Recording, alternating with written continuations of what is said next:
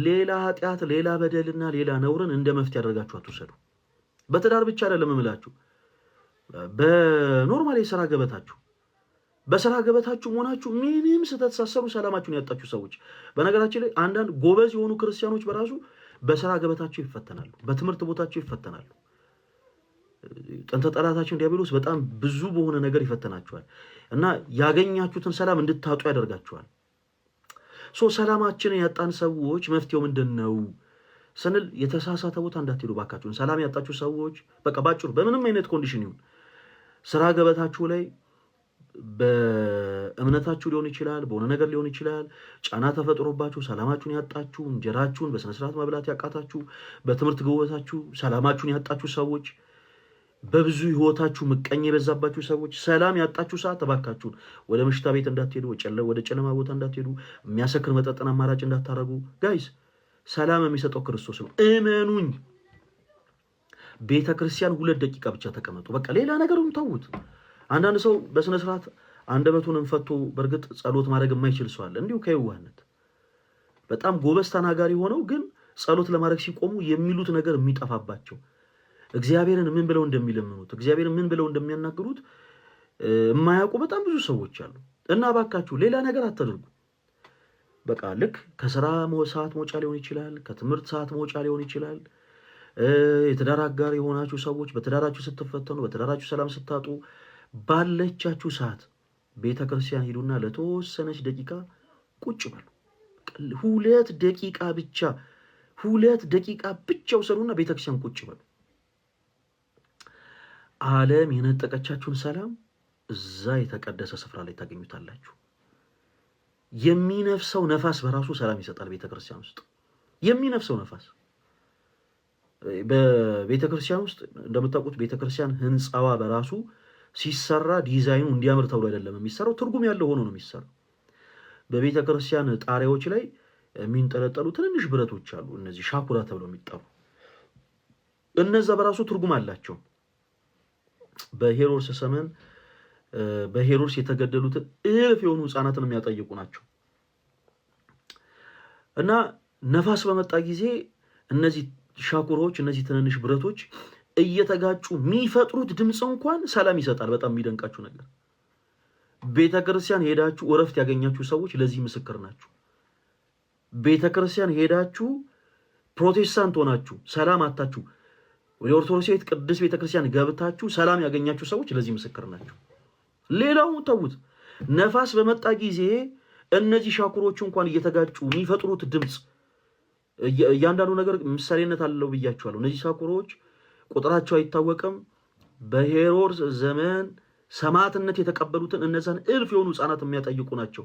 ነፋስ በመጣ ጊዜ የሚፈጥሩት ድምፅ ደግሞ ሰማዕትነት ሲቀበሉ ያወጡት የጮሆት ድምፅ ነው። በጣም በሚገርማችሁ ሁኔታ እናንተ ተጨንቃችሁ ሰላማችሁን አታችሁ ቤተክርስቲያን መጣችሁ ቁጭ ባላችሁበት ቅጽበት ሌላውን ተውት። የሰርኩን ጉባኤ ተውት። ከሰርክ ጉባኤ በፊት የሚደረገውን ጸሎት ተውት። ነፋስ በመጣ ጊዜ እነዚህ ሻኩሮች የሚያወጡት ድምፅ እንኳን ዓለም የነጠቃችሁን ሰላም የመመለስ አቅም አላቸው። ክርስቲያኖች በቃ 2 ደቂቃ ብቻ ወሰዱና ቤተክርስቲያን ቁጭ በሉ። ቤተክርስቲያን ቁጭ በሉ። ዓለም የነጠቀቻችሁን ሰላም እዛ ታገኙታላችሁ። ዓለም የነጠቀችን ሰላም ዓለም መልሳ አትሰጠንም። ዓለም ሁልጊዜም ነጣቂ ነች። የምትወዷቸውን ነገሮች በአጠቃላይ የመንጠቅ ኃይል አላት ዓለም። የምንወዳቸውን አባቶቻችንን ዓለም በገንዘብ ነጥቃናለች። የምንወዳቸውን አገልጋዮች ዓለም በጣም ተራ በሆነ ነገር ነጥቃብናለች። በጣም የምንወዳቸውን መምህራኖች፣ የምንወዳቸው የነበሩ አገልጋዮችን እነ በጋሻውን እነ ትዝታውን የነጠቀችን ዓለም ናት። ወደ ኑፋቄ ወደ ክደት የወሰደችብን ዓለም ነች። ገንዘብ በጣም ከባድ የሆነ ነገር ነው። ክርስቲያኖች ዓለም ሁልጊዜ ስራዋ መንጠቅ ብቻ ነው፣ መልስ አታውቅም። የመመለስ አቅም ያለው ደግሞ የሁሉ ገዢ የሁሉ ባለቤት ሰማይን ያለባለ ምድርን ያለ ካጽማ ያጸናው አምላካችን እግዚአብሔር ብቻ ነው። ስለዚህ ዓለም የነጠቀችንን ሰላም እዛ እናገኘዋለን። ክርስቲያኖቶች ወንድሞች፣ በየትኛውም አይነት ኃጢአት ውስጥ ልትሆኑ ትችላላችሁ። ክርስቶስ ይቅር ባይ አምላክ መሆኑን እንዳትረሱ። ሰው ምንም አይነት ስም ይስጣችሁ፣ ሰው ምንም አይነት ስም ይስጣችሁ፣ የእናንተን ስም በምንም አንስቶ ያወራው እናንተ የክርስቶስን ፍቅር ብቻ ግን እሹ። በቃ ሰው ይዘንባችሁ ተውት፣ ለሰው አትጨነቁ። ክርስቶስ ግን እንዳያዝንብን ብቻ እንጠንቀቅ። ኦኬ፣ ራሳችሁን ወደ ክርስቶስ እናቅርብ፣ በንስሐ ሕይወት እንመላለስ።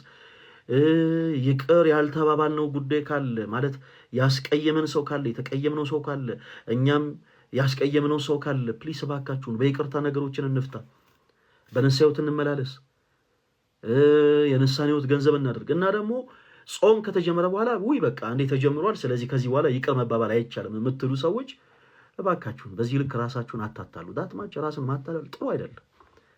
በቃ እያንዳንዷ ቀን ለእኛ የንስሐ ዕድሜ ነች። ጾሙ ቢያልቅ ራሱ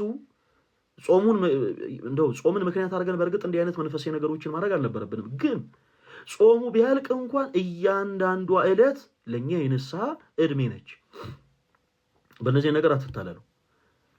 አንዳንድ ደግሞ አራዳዎች ልክ ጾም ከገባ በኋላ ምግብ ይበሉና የሆነች ልክ እንዳላወቁ ይሆኑና እንደው የሆነች ስጋ ነገር ድንገት ሳያስቡት ጎረስ ያደርጉና ውይ በተሰቀለው ሳላውቅ በለውት እንዴ በቃ ቶሎ ትፈዋ ምናምን ሲባሉ በቃ እያኘከ አይ በቃ አሁንማ በለውት ምን ማድረግ ይቻላል በቃ እንደው እስኪ ቀጣይ ዓመት የምትሉ ሰዎች እባካችሁ ተው። ይሄን ያክል ራሳችሁን አታታሉ። ከስጋ ፍትወት ራሳችሁን ቆጥባችሁ ልክ አንድ ጊዜ ከተሳሳችሁ በኋላ አይ በቃ ከዚህ በኋላ አይ በቃ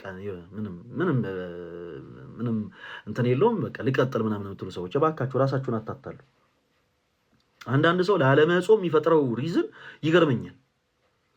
አንድ ጊዜ ገርጂ አካባቢ ቁጭ ብዬ የሆኑ ሁለት ሰዎች ሲጫወቱ ሰማቸዋል። ሁለቱንም ሰዎች አውቃቸዋለሁ እና የእነሱን ስም አልጠራም። እና አንደኛው ጾም ላይ ነው እና ሁለቱም ስህተት ሰርተዋል በእርግጥ። እና አንደኛው ስጋ ነገር ይመስለኛል፣ ምን አይነት ምግብ እንደሆነ በስትክክል አላየሁም። ብቻ ግን ያው ከጨዋታቸው የተረዳሁት ነገር ስጋ ነገር እየተመገበ ነው እና ስጋ ነገር እየበላ ነው። አንደኛው ደግሞ አየና ልክ ያው የሚጾም ጿሚ ስለሆነ ያው እሱም ስተሰራ የምትጾሙ ሰዎች ጿሚ ነን አንተ ለምን አጾም ምናምን እያላችሁ በየቦታው ጉራ መንዛት አስፈላጊ አይደለም። እንደዛ አታደርጉ። እና ይሄንን ስጋ እየበላን ያለን ሰው አንተ አጾምም እንዴ ብሎ ተናገረው። እና ይሄ ሰው ላለመጾም ምን አይነት ነገር ቢናገር ጥሩ? እኔ ይሄን ያክል በስመ አብ ወወልድ ወመንፈስ ቅዱስ ከየት እንደምታመጡት እኮ። እና ስጋ እየበላ ነው ጀለስ። ያኛው መጣና አንተ አጾምም እንዴ ሲለው ምላስን የሚያክል ስጋ ውስጥ ይዘ አጾሙ ይተለኛለህ እንዲህ ብሎ ነው የመለሰለት። እና ባካችሁን ስለ ጾም ማናቅ ከሆነ ስለ ጾም እንደው ብናቅ ብንረዳ የጾም ቫልዩ ቢገባን ስጋችን ስናደክም ምን ያክል እጥፍ መንገድ ደግሞ ወደ ክርስቶስ እንደምንቀርብ ብንረዳ መልካም ነው። ክርስቲያኖች በጣም መልካም ነው። እና ባካችሁን የሆነ ጾም ተጀምሯል ከዛ በኋላ የሆነ ነገር ተሳሳትኩኝ እና በቃ በዛው ልቀጥል የምትሉ ሰዎች ድንገት ሳታስቡት ሊሆን ይችላል። እንደው የሆነ ማዕድ መጥቶላችሁ ድንገት ረስታችሁት የሆነች እንደው ስጋ ነገር ቀምሳችሁ ወይ በተሰቀለ ወይ በሞትኩት ምናምን ካላችሁ በኋላ በቃ ተውት፣ ትፉት፣ ቶሎ ትፉት። አረ ተጎመጣጡ ስትባሉ ያው ነገር እያጣፍጣችሁ አይ በቃ ግድ የለም አንዴ በልቼዋለሁ ምን ማድረግ ይቻላል ከዚህ በኋላ ቀጣይ ዓመት የምትሉ ሰዎች እባካችሁ ፕሊስ ራሳችሁ ማታለል አቁሙ።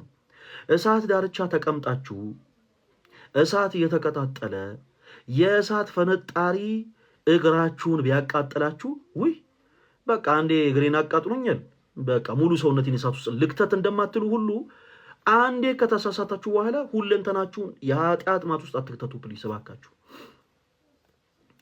አንዴ ከተሳሳታችሁ በኋላ በጾም ወቅት ራሳችሁን ጠብቃችሁ ከዚህ ቀደም በስጋ ፍትወት በጣም ትኖሩ የነበራችሁ ሰዎች ይሄንን የበረከት ጾም ለመጾም አስባችሁ ንስሐ ገብታችሁ ተዘጋጅታችሁ ድንገት አንዴ ከተሳሳታችሁ በኋላ በቃ አሁንማ አንዴ ተሳስቻለሁ በቃ ልቀጥልበት የምትሉ ሰዎች እባካችሁን ራሳችሁን አታታሉ። ዳትማች ደግሞ ራሳችሁን ከእንደገና ወደ ኃጢአት ማጥ ውስጥ አትጨምሩ። ቅድም እንዳልኳችሁ ምሳሌ እንደሰጧችሁ እሳት ዳርቻ የተቀመጠ ሰው ተቀጣጥሎ የእሳት ፍንጣሪ እግሩን ቢያቃጥለው በቃ አንዴ እግሬን አቃጥሎኛል ስለዚህ ከዚህ በኋላ ሙሉ ሰውነቴን እሳት ውስጥ ልክተት እንደማይል ሁሉ እናንተም የእሳት ፍንጣሪ የሆነ ኃጢአት የእሳት ፍንጣሪ የሆነች አንዲት ስህተት ስታጋጥማችሁ ወዲያውኑ ከዛ ነገር ሽሹ። በቃ መጽሐፍም ሲናገር እንደዛ ነው የሚለው፣ ከኃጢአት ሽሹ፣ ከኃጢአት መንደር ሽሹ ባካችሁ። ጾም ማለት ከሁሉም ነገር ነው። አንዳንዶቻችን እርግጥ እንደው ከስጋ ፍትወት ራሳችን ቆጥበን የፍስክ ነገሮችን ከመመገብ ራሳችንን ቆጥበን በአይናችሁ የምትፈስኩ በጣም ብዙ ሰዎች አላችሁ። እባካችሁን ራሳችንን እንቆጣጠር ፕሊዝ። በአይናችሁ የምትፈስኩ ሰዎች በቃ ዋው የዚች ልጅ ቅርጽ የዚች ልጅ ሰውነት ምናምን የምትሉ ሰዎች በጣም በጣም ልትጠነቀቁ ይገባል። ኦኬ መጽሐፍ ቅዱስም የማቴዎስ ወንጌል ምዕራፍ 5 ሲናገር ጌታችን ኢየሱስ ክርስቶስ እንዳለው በአይኑ ትክ ብሎ ያየ የተመኘው ኦልሬዲ ዘሞተ ነው። ስለዚህ በቻልነው አቅም ከዚህ ነገር ራሳችንን እናርቅ። እህቶቼ እናንተም ልክ እንደዛው በአይኖቻችሁ የምትፈስቁ እህቶች ወይኔ መልኩ ሲያምር የምትሉ ወይኔ በቃ ወንድነቱ ወይኔ ትከሻው ወይኔ ሰውነቱ ምናምን እያላችሁ በአይናችሁ የምትፈስቁ እህቶችን ፕሊስ እባካችሁን ራሳችሁን አታታሉ። እያንዳንዱ ክርስቲያን ዲስማች ራሱን ማታለል የለበትም።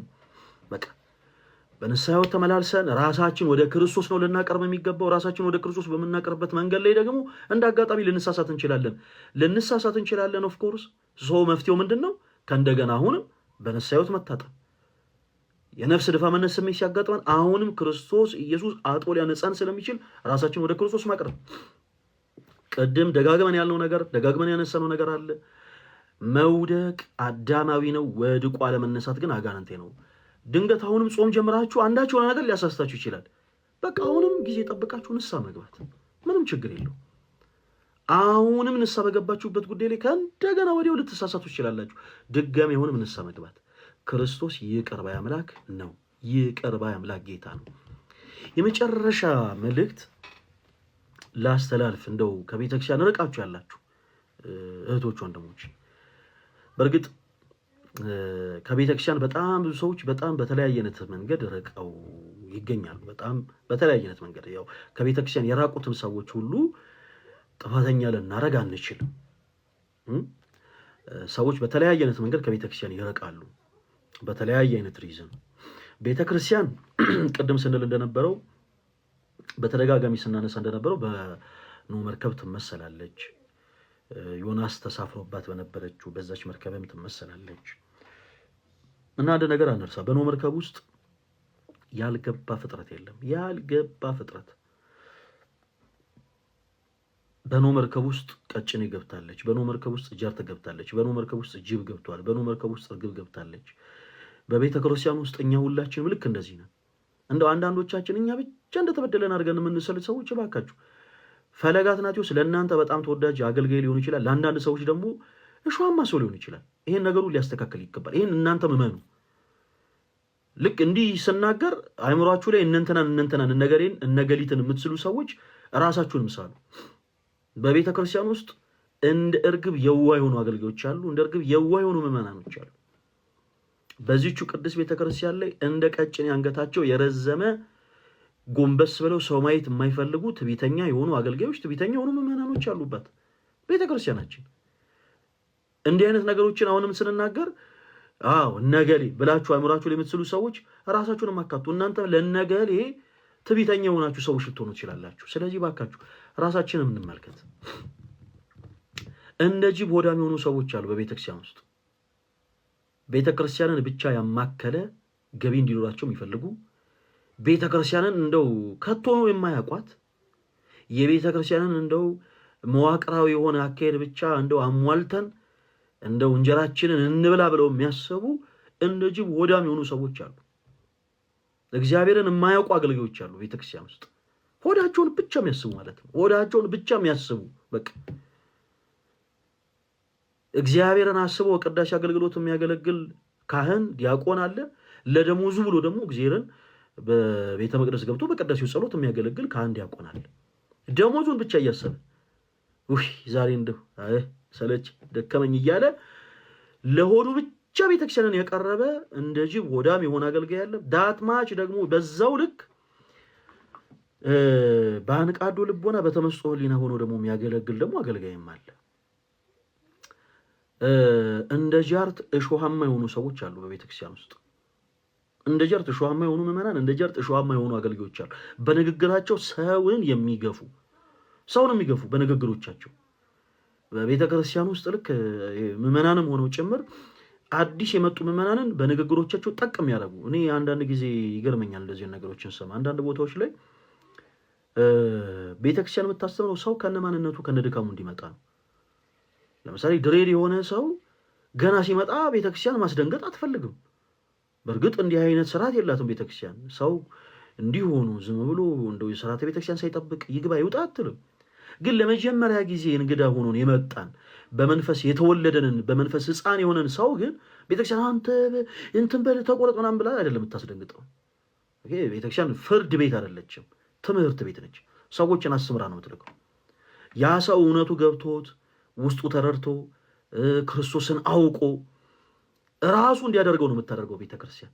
እና አንዳንድ ቦታዎች ላይ ዞር በሉ ምናምን፣ ማርያም አትወዳችሁ፣ ማርያም አትፈልጋችሁ፣ እናንተን ገብርኤል ተቆጥታችኋል፣ መድኃኔ ዓለም ተቀይሟችኋል ምናምን የሚሉ ሰዎች አሉ።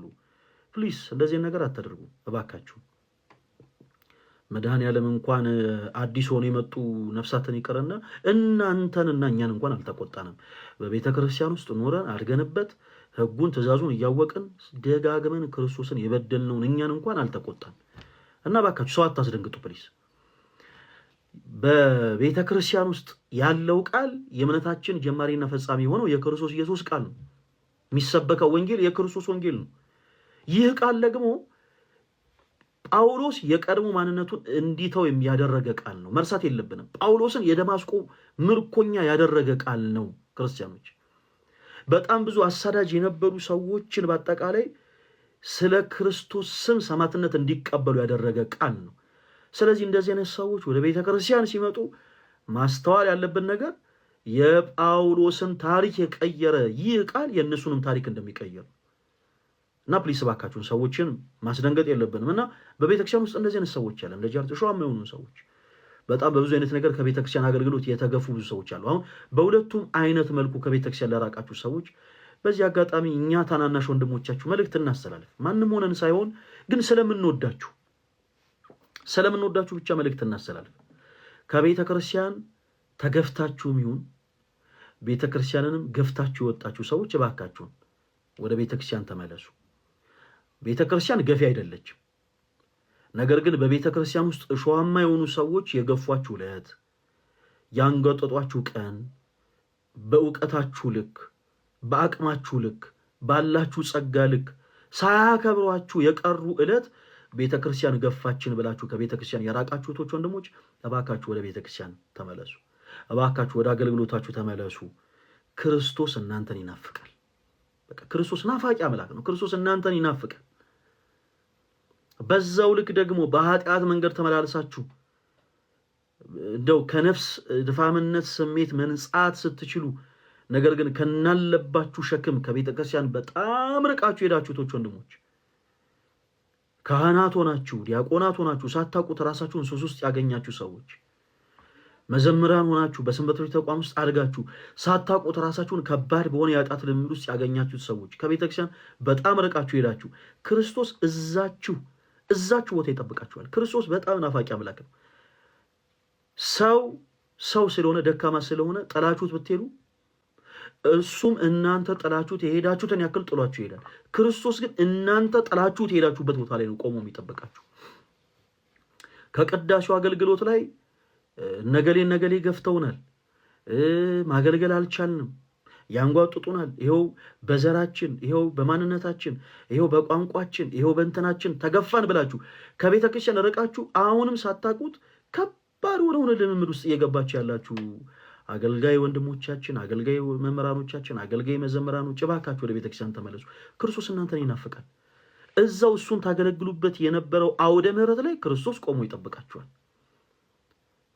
በዛው ልክ ደግሞ በነፍስ ድፋምነት ስሜት ተሰምቷችሁ ድንገት ሳታስቡት በሆነ የኃጢአት ልምድ ውስጥ ገብታችሁ እንዴት ብዬ ክርስቶስን ዳግም በአውደ ምሕረቱ አገለግላለሁ የምትሉ እህቶች ወንድሞች ክርስቶስ እዛው አውደ ምሕረት ላይ ቆሞ ይጠብቃችኋል። በቅዳሴው ጸሎት፣ በቅኔው ማህሌቱ ታገለግሉ የነበራችሁ እኛ ለክርስቶስ ያልተገባን ነፍሳት ነን ብላችሁ መጥፎ የሆነን ጸጸት ተጸጽታችሁ ከቤተክርስቲያን ርቃችሁ አገልግሎቱን ትታችሁ ቃለ እግዚአብሔር እየጠፋችሁ ከቤተ ክርስቲያን በጣም ብዙ ምዕራፍ ተጉዛችሁ ርቃችሁ ያላችሁ አገልጋይ የሆናችሁ ካህናት፣ አገልጋይ የሆናችሁ ወንድሞች ዲያቆናት ክርስቶስ አሁንም ይናፍቃችኋል። እናንተ የሁላችን አባት የሆነው ክርስቶስ እናንተን ይናፍቃል። የሁላችን እናት የሆነችው ከአብርሃ ከመንፈስ ቅዱስ በ40ና በ80 ቀን የወለደችን እናታችን ቅድስት ቤተክርስቲያን እናንተን ተናፍቃለች። ከክርስቶስ ጋር የተለያያችሁበት እዛችሁ መቅደስ ክርስቶስ ቆሞ ይጠብቃችኋል። በሰንበት ትምህርት ቤት ውስጥ ታገለግሉ የነበራችሁ ወንድሞች፣ በሰንበት ቤት ውስጥ ታገለግሉ የነበራችሁ እህቶች፣ ዘወትር ናፍቃችሁ ማላችሁ ሳትሰለችሁ ሳትደክሙ ዘወትር ክርስቶስን ታገለግሉ የነበራችሁ እህቶች፣ ወንድሞች፣ በሰንበት ትምህርት ቤት አዳራሽ ውስጥ ያደጋችሁ በዝማሬው በቃለ እግዚአብሔሩ ተኮትኩታችሁ አድጋችሁ በሆነ አጋጣሚ ሳታውቁት አንዳች በሆነ የኃጢአት ልምድ ውስጥ ወርጋችሁ ከቤተክርስቲያን በጣም ብዙ ርቃችሁ የወደቃችሁ በጣም ብዙ ርቃችሁ የሄዳችሁ እህቶች፣ ወንድሞች፣ ክርስቶስ ናፋቂ የሆነ አምላክ ነው። እዛው ከእርሱ ጋር የተለያያችሁበት መቅደስ ውስጥ እዛው ከክርስቶስ ጋር የተለያያችሁበት አዳራሽ ውስጥ ይጠብቃችኋል። ከሰንበት ትምህርት ቤት አገልግሎት ሊወጣችሁ ራሳችሁን በሱስ ሕይወት ውስጥ ያገኛችሁ ሰዎች፣ ከባድ በሆነ ልምድ ውስጥ የወደቃችሁ እህቶች፣ ወንድሞች፣ እዛችሁ የሰንበት ትምህርት ቤት አዳራሻችሁ ውስጥ ክርስቶስ ይጠብቃችኋል እና እባካችሁ ሁላችን ወደ ክርስቶስ እንመለስ። ይህንን እንግዲህ የጀመርነውን የበረከት ጾም አምላካችን እግዚአብሔር ለሁላችን የበረከት ያደርግልን። ምናልባት ከሰዎች ጋር ተጣልታችሁ ተቀይማችሁ ተኮራርፋችሁ ምናምን ያላችሁ እህቶች፣ ወንድሞች ይህንን ጾም ይቅር በመባባል እንድንጀምረው እግዚአብሔር አምላክ ለሁላችን ብርታት ይስጠን። ብርታት ይሁነን፣ አቅም ይሁነን፣ ኃይል ይሁነን፣ ጉልበት ይሁነን። ከዛ ውጪ እንዳትረሱ ይቅር የሚል አምላክ አለን። በየትኛውም አይነት የኃጢአት መንገድ ውስጥ ተጉዛችሁ ሊሆን ይችላል። በየትኛውም ማለት በቃ በየትኛውም ነው። አሁን ሰዎች ባይምሯቸው ሊያስቡት ከሚችሉትም በላይ በሆነ በጣም አስደንጋጭ በሆነ የኃጢአት መንገድ ውስጥ ተጉዛችሁ ሊሆን ይችላል። ሰው ሁልጊዜ ጣት ቀሳሪ ነው። ይህን ነገር እንዳትረሱ። እናንተ ብቻ እንደው ድንገት ቀን ጥሏችሁ ነውራችሁና ኃጢአታችሁ ይገለጥ እንጂ ሰው በኢየሱስ ሰው በጣም ጣት ቀሳሪ ነው ጋይስ። የራሱን ኃጢአት የራሱን በደል ክርስቶስ ነውሩን ኃጢአቱን በደሉን ሸፍኖለት ከልሎለት ሳለ ሰው ስለእናንተ ነው መውራት የሚፈልገው። ይሄው ገሊት እንደዚህ ወርጋ፣ ገሊት በዚህ ወጣ፣ ገሊት በዚህ ገብታ፣ ይሄው እንደዚህ ሆና፣ ይሄው እንደዚህ አደርጋ፣ እንዲህ አይነት በደል እንዲህ አይነት ስተሰርታ ቀን ጥሎ ብቻ እንደው ነውራችሁ ይታወቅ እንጂ ሰው እንዲህ ነው የሚያደርገው። ክርስቶስ ደግሞ ይቅር ባይ አምላክ ነው። ይህንን መርሳት የለብንም። ስለዚህ ይቅር ባይ አምላክ ጌታን ያለን እባካችሁን በነፍስ ልፋምነት ስሜት ወድቀን ያለን ሰዎች ከነፍስ ልፋምነት ስሜት አጥቦ ሊያነጻን የሚችለው ክርስቶስ ነውና ወደ እርሱ እንቅረብ፣ ወደ እርሱ እንቅረብ። ክርስቲያኖች በቻልነው አቅም እንደ እግዚአብሔር መልካም ፈቃድ አሁንም የንስሐ ፍጻሜው ቅዱስ ሥጋው ክቡር ደሙ ነውና ቅዱስ የሆነውን ሥጋውን ክቡር የሆነ ደሙን ተቀብለን በንስሐው ተመላልሰን ከነፍስ ልፋምነት ስሜት ነጽተን ክርስቶስ ኢየሱስን ልክ እንደ እውነተኛ በጎች ሆነን እናገለግል ዘንድ እግዚአብሔር አምላክ ለሁላችን የንስሐን ዕድሜ ይስጥ እና በየትኛውም አይነት ግን የኃጢአት ልምምድ ውስጥ የሄዳችሁ ሰዎች በቃ በየትኛውም አይነት የኃጢአት መስመር የተጓዛችሁ ሰዎች እባካችሁን ወደ ክርስቶስ ከመቅረብ ራሳችሁ እንዳትከለከሉ። መጥፎ የሆነ ጸጸትን በአእምሯችሁ ቦታ እንዳትሰጡት። መጥፎ የሆነ ጸጸት ልክ በመጥፎ ጸጸት ስትፈተኑ እባካችሁን ራሳችሁን ከክርስቶስ እንዳታረቁ። ካለባችሁ ሸክማችሁን ሊያቀልላችሁ የሚችለው ክርስቶስ ነው። ከነፍስ ልፋምነት ስሜት አጥቦ ሊያነጻችሁ የሚችለው ክርስቶስ ነው። ስለዚህ ወደ ክርስቶስ እንቅረብ። በየትኛውም አይነት የኃጢአት መስመር ተጉዛችሁ ሊሆን ይችላል። ክርስቶስ አጥቦ ሊያነጻው የማይቻለው ኃጢአት የለም። ክርስቶስ ሁሉንም ኃጢአት አጥቦ ሊያነጻ ይችላል። እንዲህ አድርጌ አይ ነው ሌላውማ ሰው እንዲህ አድርጎ እሺ ንስሐ ይገባ፣ እኔ ግን እንዲህ አድርጌ የምትሉ ሰዎች እንዲህ ስትሉ ምን እያላችሁ እንደሆነ ታውቃላችሁ? ልክ እንዲህ አድርጌማ ይቅር አልባልም ስትሉ በአዲስ ኪዳን ክርስቶስ አጥቦ ሊያነጻው የሚችለው ኃጢአት አለ እያላችሁ ነው። ይሄንን ደግሞ ፕሊስ እባካችሁን በዚህ ጉዳይ ልትሳሳቱ አይገባም። ክርስቶስ አጥቦ ሊያነጻው የማይቻለው ኃጢአት የለም። ሁሉንም ኃጢአት አጥቦ ማንጻት ይችላል። ከሁሉም ኃጢአት አጥቦ ሊያነጻን የሚችለው ክርስቶስ ስለሆነ እባካችሁን ወደ ዘላለማዊ አስታራቂያችን ወደ አዲስ ኪዳኑ ሊቀ ካህናት ጌታ ኢየሱስ እንቅረብ። ራሳችሁን ወደ ክርስቶስ እናስጠጋ ፕሊስ። በየትኛውም አይነት የኃጢአት መስመር ተጉዛችሁ ሊሆን ይችላል። የየትኛውም አይነት ከአይምሮ በላይ የሆነን በደል በድላችሁ ሊሆን ይችላል። ግን እናንተ ብቻ ልባችሁ ይጸጸት። ራሳችሁን ወደ ክርስቶስ ማቅረብን እንዳትረሱ፣ እንዳትዘነጉ። በንስሐት መመላለሳችሁን እንዳትረሱ፣ እንዳትዘነጉ። እንደ ማርያም ዘኔን ደግሞ ፈታኝ የሆኑ ሰዎች በዙሪያችሁ ሲመጡ ልትለወጡ ስትሉ፣ ወደ ክርስቶስ ራሳችሁ ልታቀርቡ ስትሉ፣ ወደ ቅዱስ ሥጋ ወደ ክቡር ደሙ ራሳችሁ ልታቀርቡ ስትሉ የቅዱስ ቁርባን ሕይወት ልትጀምሩ ስትሉ በቀድሞ ማንነታችሁ ብሌም የሚያደርጓችሁ ሰዎች ሲመጡ እንዳትልፈሰፈሱ። እናንተ ገንዘብ ያደረጋችሁት ጠንካራ የሆነውን የክርስቶስ ኢየሱስን ቃል ነው። የሰው ቃል በቀላሉ ሊሰበር የሚችል ቃል ነው። የአምላካችን እግዚአብሔር ቃል ዘላለማዊ የሆነ ቃል ነው። ይህንን ጠንካራ የሆነን ቃል ደግሞ ይዛችሁ መልፈስፈስ የለም። ሰው እኮ ምን ሆናችሁ ነው? ሰው እኮ ኢትዮጵያ ተወልጃለሁ ብሎ እኮ ጀግና ይጫወታል። እንዴት እናንተ የክርስቶስን ቃል ይዛችሁ እንዴት ትፈራላችሁ? ምንም መልፈስፈስ አያስፈልግም። ሰው የኔ ሀገር እኮ ከዚያ ወንዝ ማዶ፣ የኔ ትውልድ እኮ እዚህ አካባቢ እያለ እኮ ሰው እኮ ጀግና ያጫውቷል። እናንተ የማይሰበረውን የዘላለም ሕይወት የሚሰጠውን ይህንን ትልቅ የሆነ ነገር በእጆቻችሁ ይዛችሁ በፍጹም ልትፈሩ፣ በፍጹም ደግሞ ልትልፈሰፈሱ አይገባም። ልክ እናንተ የቅዱስ ቁርባንን ሕይወት ልትጀምሩ ስትሉ በእናንተ ሕይወት ላይ የሚያንዣበቡ የራሳችሁ ወዳጅ የሆኑ ሰዎች አሉ።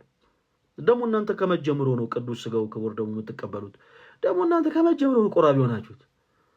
ደግሞ አንቺ ከመጀመሩ ነው ነጠላ ለባሽ ሆንሽው አስመሳይ ምናምን የሚሉ ሰዎች ሲመጡ እንዳትልፈሰፈሱ፣ ጠንካራ ሆናችሁ ለፉ።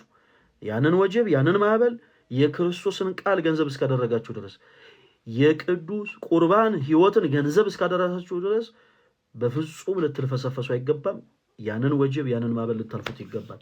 ክርስቲያኖቶች፣ ወንድሞች እግዚአብሔር አምላክ በእውነት ስሙ የተመሰገነ ይሁን። እንግዲህ በቻልነው አቅም ልክ እነዚህን የጾም ወቅቶች ልክ እንዲህ ታይም ሲኖረን አንዳንድ ህይወት ተኮር የሆኑ ነገሮችን እናወራለን። ህይወት ተኮር የሆኑ ነገሮችን በትዳር ዙሪያ እናወራለን፣ በጮኝነት ህይወት ዙሪያ እናወራለን፣ ስለ ንስሐ ህይወት እናወራለን። የተለያዩ ህይወት ተኮር የሆኑ ነገሮችን እናነሳለን። እግዚአብሔር ጊዜውን ከሰጠን። ሌላው በዚህ አጋጣሚ ምናልባት ማስተላለፍ ያለብን መልእክት ምንድነው? እንግዲህ የፊታችን የኦርቶዶክስ የወጣት ጉባኤ አለ። ኦርቶዶክስ የወጣት ጉባኤ አለ እና በዚህ ኦርቶዶክስ የወጣት ጉባኤ ላይ አሁንም ክርስቲያን ሆናችሁ ቶች ወንድሞች በቃ በቻላችሁት አቅም እንድትሳተፉ በልዑል እግዚአብሔር ስም እንጠይቃለን። የመጀመሪያ ኦርቶዶክስ የወጣት ጉባኤ ጥቅምት 9 በቦሌ ሳሌም መድኃኔዓለም በቦሌ መድኃኔዓለም ካቴድራል ማለት ነው። በደብረ ሳሌም ቦሌ መድኃኔዓለም ካቴድራል ድንቅ የሆነ ጉባኤ ነበረን። እንደ እግዚአብሔር መልካም ፈቃድ በጣም ብዙ ቁጥር ያለው ወጣት የሆነ ኦርቶዶክሳዊ አማኝ በዕለቱ ተገኝተው ቃለ እግዚአብሔር ተምረዋል፣ ዝማሬን ዘምረዋል፣ እግዚአብሔርን አመስግነዋል። ይህን ስናይ በጣም ደስ ብሎናል። አሁንም በመላው ዓለም ያላችሁ ወጣት የሆናችሁ እህቶች፣ ወንድሞች ይህን ጉባኤ እንድትሳተፉ እንፈልጋለን። እንደ እግዚአብሔር መልካም ፈቃድ ይህንን ጉባኤ የምናደርግበትን ቦታ አሁንም በቅርቡ እናሳውቃቸዋለን። ታኅሳስ 12 ላይ ነው ጉባኤ የሚኖረን። እንግዲህ ታኅሳስ 12 ላይ እንደ እግዚአብሔር መልካም ፈቃድ እንግዲህ እህት ወንድሞቻችን ወጣት የሆናችሁ እህቶች ወንድሞች ከነ ማንነታችሁ ቤተክርስቲያን መጥቶ ቃለ እግዚአብሔር ለመማር ጻድቅ መሆን አይጠበቅባችሁም። እሺ፣ ጻድቅ ለመሆን ስለሆነ የምትማሩት፣ ቅዱስ መሆን አይጠበቅባችሁም። ቅዱስ ለመሆን ስለሆነ የምትማሩት። እሺ፣ እና እባካችሁ የሆነን ነገር ገድቧችሁ ከቤተክርስቲያን እንዳትርቁ። ከነማንነታችሁ ከነበደላችሁ ከነጣጣታችሁ ወደ ቤተክርስቲያን ደጅ እንድትመጡ በልዑል እግዚአብሔር ስም ጠይቃለን እና ጉባኤው የሚደረግበትን ቀን እናሳውቃችኋለን። እግዚአብሔር አምላክ ጊዜውን ከሰጠን ማለት ነው። ሌላው ይህንን ጉባኤ ለማድረግ አሁንም የተወሰነ የሳንቲም እገዛ እንፈልጋለን። ክርስቲያኖች ቦሌ መድኃኔዓለም ላይ የነበረውን ጉባኤ ስናደርግ በጣም ብዙ የሆነ ገንዘብ አውጥተናል። ያው ብዙዎቻችሁ ታውቃላችሁ።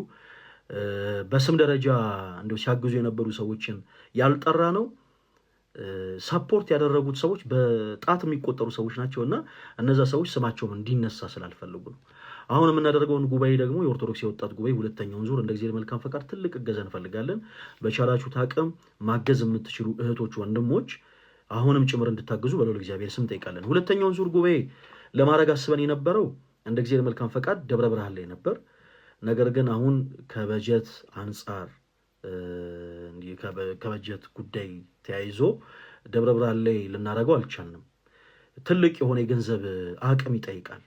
የደብረ ብርሃን ጉባኤን ስናደርግ ብታምኑም ባታምኑም እዚህ ጋር አሁን ምንም ነገር እንዲደረግ አይደለም። ሁላችሁም ብታምኑም ባታምኑም ደብረ ብርሃን ለምናደርገው ጉባኤ ለስክሪን፣ ለሳውንድ ሲስተም፣ ለዲኮር ብቻ ሌላውን ትታችሁት ይሄ ሁላችሁ ስክሪን፣ ሳውንድ ሲስተም፣ ዲኮር ብቻ ወደ 1,500,000 ብር ያስወጣናል እና እንደ አጋጣሚ ሆኖ ይሄን ያክል ገንዘብ በዚህ አጭር ጊዜ ውስጥ ልንሰበሰብ አልቻልንም። ስለዚህ ይሄን ያክል ገንዘብ ኖረም አልኖረም በትንሽ ኮስት እንደ ጊዜ መልካም ፈቃድ አዲስ አበባ ላይ አሁንም ሁለተኛውን ዙር የኦርቶዶክስ ወጣት ጉባኤ እናደርጋለን። የመጀመሪያው ዙር ቦሌ መድኃኔዓለም ሆኗል። ሁለተኛው ዙር የት የሚሆን ይመስላችኋል? እናንተ ትገምታላችሁ። ሁለተኛውን ዙር እንደ ጊዜ መልካም ፈቃድ አዲስ አበባ ላይ የምናደርግ ይሆናል እና አሁንም እዚህ ውስጥ ያላችሁ እህቶች ወንድሞች በቻላችሁት አቅም እገዛችሁን እንፈልጋለን። እሺ ማገዝ የምትችሉ እህቶች ወንድሞች እባካችሁን ማገዝ እንፈልጋለን እያላችሁ መልእክታችሁን አስቀምጡልኝ። እሺ ማገዝ የምትችሉ በተለይ በውጭ ዓለም ያላችሁ እህቶች ወንድሞች እናንተ የምታደርጓት ትንሿ ነገር እዚህ በጣም ትልቅ ስራ ትሰራለች እና ማገዝ የምትችሉ እህቶች ወንድሞች አሁን እዚህ ላይቭ ስትሪም ላይ ቁጥር መጻፍ ምናምን ስለማይቻል በውስጥ መስመር ገብታችሁ ማገዝ እንፈልጋለን እያላችሁ መልእክታችሁን አስቀምጡልኝ። እንደ እግዚአብሔር መልካም ፈቃድ ለሁላችሁም እንግዲህ መልሳለሁ። እግዚአብሔር ይርዳኝ። ኦኬ ዛሬ የምንወያየው በፕሮቴስታንቲዝም ሰው ሰራሽ ትምህርቶች ዙሪያ ነው። ዛሬ ርዕሳችን የፕሮቴስታንቲዝም ሰው ሰራሽ ትምህርቶች ናቸው። እንግዲህ እስካሁን መርሃ ግብራችን አልጀመርንም ነበር። እንግዲህ አሁን ጀመረን ማለት ነው። ዛሬ ጌታ ቢረዳን በፕሮቴስታንቲዝም ውስጥ ያሉ ሰው ሰራሽ ትምህርቶችን በአጠቃላይ እያነሳን እንወያያለን። ከዚህ ቀደም የምታስታውሱ ከነበረ የኦርቶዶክስ ቤተክርስቲያን ከመጽሐፍ ቅዱስ ውጭ የምታሰበው ትምህርት አለ ወይ ብለን ለፕሮቴስታንት እህት ወንድሞቻችን እድል ሰጥተን ነበር እና በጣም ብዙ ፕሮቴስታንት እህቶች ወንድሞች ገብተው እየተወያዩ ነበር። የኦርቶዶክስ ቤተክርስቲያን ይሄ ትምህርቷ ብለው ለመወያየት ሞክረው ነበር። በጣም በሚያሳዝን መልኩ ግን አንድም ፕሮቴስታንት ዶክትሪናል የሆነ ኢሹን እንኳን አንስቶ ይሄ ትምህርታችሁ ከመጽሐፍ ቅዱስ ውጭ ነው ብሎ አያውቅም። ማጆሪቲው የሆኑ ሀሜቶችን አሉባልታ እንዲህ ሲባል ነበር የሆነ ነገር ላይ እንዲህ ሲባል ሰምተን እንዲህ ብላችሁ ታምናላችሁ ማለት ነው ምናምን ወሬና አሉባልታን ነበር ይዞ የመጡት። በእርግጥ በተሳካ መልኩ እንደውም ውይይት አልተደረገም ማለት ይቻላል። ነገር ግን አሁን ለማሳየት ያክል ፕሮቴስታንት እህቶች ወንድሞች ደግሞ እንዲህ አይነት ላይቭን እንኳን ባይከፍቱ፣ በእርግጥ የትኛውም ፕሮቴስታንት እንዲህ አይነት ርዕስ ይዞ ላይቭ አይከፍትም። እኛ ፕሮቴስታንቶች ከመጽሐፍ ቅዱስ ውጭ የምናስተምረው ትምህርት አለ ብሎ ላይቭ የሚከፍት አንድም ፕሮቴስታንት የለም። ስለዚህ እኛ የምናደርገን እኛ ራሳችን ይኸው ላይቭ ከፍተን የፕሮቴስታንት እህት ወንድሞቻችንን ሰው ሰራሽ ትምህርቶች በአጠቃላይ አንስተን እያወራን እንገኛለን። ፕሮቴስታንት እህቶች ወንድሞች እባካችሁን በኔጌቲቭ ኢነርጂ ገስ እንዳትገቡ። በጣም ጸያፍ የሆኑ ነገሮችን ለመናገር ለመሳደብ የሆነ ሙክ ለማድረግ ምናምን ፕሊስ እባካችሁ እንዳትገቡ። ትምህርታችሁ ሰው ሰራሽ ነው ስንል እኛ ፕሮቴስታንት የሆኑ ወንድሞቻችን ለማበሳጨት እነሱን ለማናደድ አይደለም፣ ስለምናምን ነው። የፕሮቴስታንት እህት ወንድሞቻችን ትምህርት ሰው ሰራሽ ትምህርት ነው ብለን ስለምናምን ነው እና ትምህርታችን ሰው ሰራሽ ሳይሆን መጽሐፍ ቅዱሴ መሰረት ነው ያለው ብላችሁ የምታምኑ ፕሮቴስታንቶች ካላችሁ አንዳንድ ቁጥር ጻፉልኝ፣ ያስገባችኋል። ትምህርታችን ሰው ሰራሽ ሳይሆን መጽሐፍ ቅዱሳዊ መሰረት ነው ያለው። ይሄው አንሱ። ይሄ ትምህርታችን የምትሉትን ያንሱ፣ ትምህርቱን እንስማው።